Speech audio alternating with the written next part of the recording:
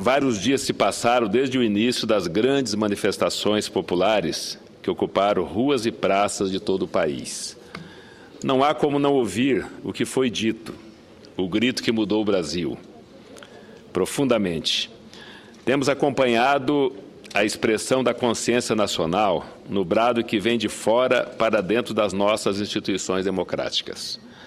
As manifestações de 17 de junho, que reuniram aproximadamente 250 mil pessoas em 12 cidades, disseminaram-se pelo território nacional, mobilizando na quinta-feira, o já histórico dia 20 de junho, mais de 1 milhão de pessoas em quase uma centena de localidades.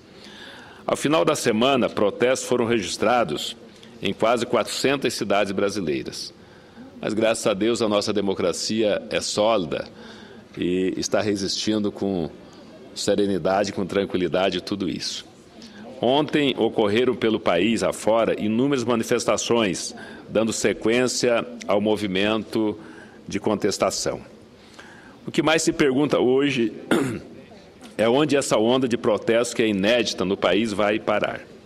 Ninguém, por melhor que seja a visão política, pode prever o que poderá acontecer. Porém, é evidente que não é difícil decifrar o recado das ruas. Ninguém mais nega. Enfrentamos uma crise política que, na sua escala atual, aproxima-se das grandes manifestações do período democrático mais recente, como as lutas pela redemocratização do país e as diretas já e outras manifestações. O parlamento brasileiro nunca se omitiu nas crises políticas mais sérias da nossa história. Não vai e não pode se omitir, portanto, neste grave momento.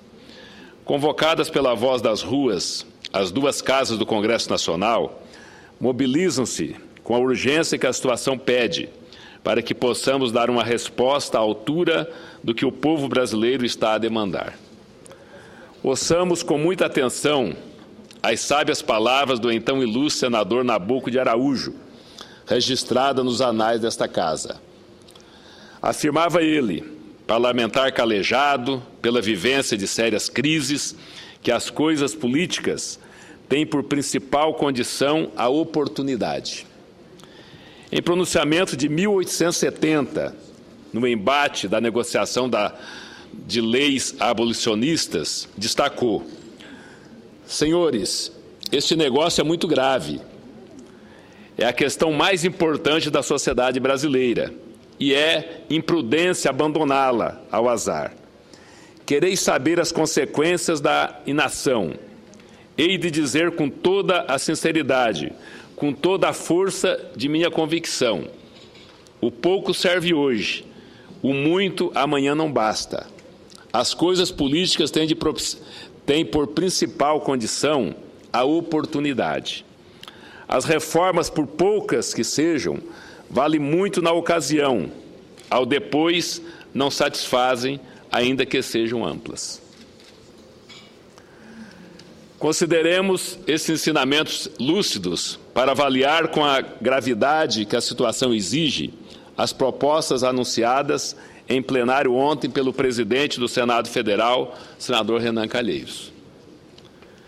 Sensibilizado com a natureza da crise política, o presidente do Congresso Nacional apresentou vasta pauta de projetos legislativos que repercute o que as multidões têm exigido nos protestos dos últimos dias.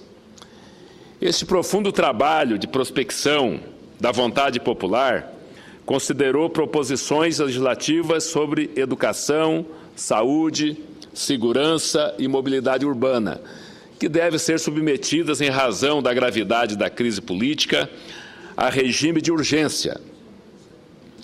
Se necessário for, o Congresso Nacional deverá cancelar o recesso parlamentar para debruçar exclusivamente na busca de uma solução consensual para os problemas para os quais a população está a exigir soluções urgentes. Vamos atender ao chamado das ruas, senhoras e senhores senadores. São palavras de ordem, mas lançadas a todos nós como demonstração mais que fiel de um regime democrático em nome do qual queremos e devemos lutar. São vozes legítimas que nós, representantes do povo, não podemos deixar de ouvir e de agir. E é isso, senhor presidente, que o Congresso Nacional está fazendo neste momento, ao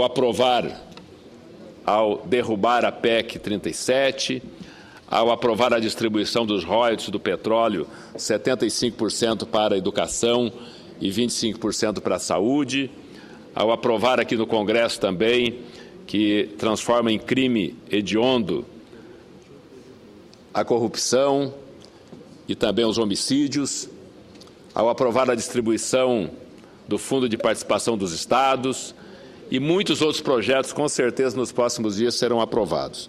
Isso não quer dizer que o Congresso não estava trabalhando. Estávamos trabalhando, e muitas vezes até tarde da noite, até de madrugada, como na questão do Código Florestal, que foi aprovado por esta Casa e pela Câmara dos Deputados. Hoje mesmo, senhor presidente, a presidente Dilma nos chamou para uma reunião de 3 horas, das 11 horas da manhã até às 14 horas, deverá ainda semana conversar com os líderes partidários, discutindo a reforma eleitoral. Eu ouvi aqui as palavras do senador Cristóvão Buarque, os apartes aqui do senador Pedro Simão, do senador Aloysio Nunes Ferreira, enfim, as ideias são as mais diversas. Assim como as manifestações, as reivindicações são difusas, as ideias aqui no Parlamento também têm sido nos últimos 19 anos, senador Aloysio. Nos últimos 19 anos se tenta aprovar uma reforma eleitoral, assim como a reforma tributária, e não acontece. Lamentavelmente, como aquela metáfora do futebol, time que não faz gol leva. Ainda bem que o Brasil, que a seleção brasileira está fazendo gols e está ganhando todas até o momento, né? Espero que possamos vencer a Espanha ou a Itália no próximo domingo. Mas a presidente está atenta a essas manifestações, ela deverá dar algumas sugestões, né, ao Congresso Nacional, não impor ao Congresso Nacional uma reforma política, mas ajudar na formulação de propostas para que o Congresso possa, de repente, convocar um plebiscito nacional.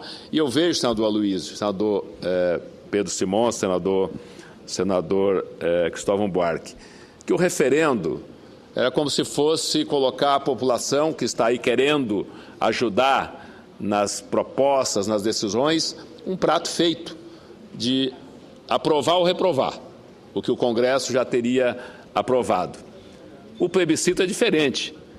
O Congresso vai ouvir a população brasileira, que está se manifestando, que quer ajudar, quer contribuir. Então, eu acredito que, neste momento, o plebiscito seja mais simpático, né? Seja o mais adequado no momento para se ouvir a população. A única preocupação é o tempo. Nós temos até outubro. Se não mudar a anualidade, em vez de 1 ano para 6 meses, nós teremos apenas aí 4 meses para aprovar, encaminhar ao TSE para realizar o plebiscito nacional. Então, esta é a única preocupação. Mas quando o Congresso se debruça e trabalha dioturnamente, não vamos ter recesso, tudo indica que não vamos ter recesso, eu acho que é possível se realizar esse plebiscito até o mês de setembro. Né? Ouvir as vozes das ruas para depois, então, o Congresso, em cima do que a população vai vai responder nesse plebiscito, então, tirar as conclusões e fazer a reforma política que está a merecer já há algum tempo. Por outro lado, a presidente também está sensível às questões de trânsito, de segurança pública, de mobilidade urbana, de habitação, que já está aí a construir quase 2 milhões de casas populares. Nós hoje temos avançado bastante. O Brasil já avançou muito nos últimos 10 anos, mas precisa avançar mais. É esse recado que as ruas estão dando. A população teve ganhos, mas quer, com muita justiça, um pouco mais. Era o que tinha, senhor presidente. Muito obrigado.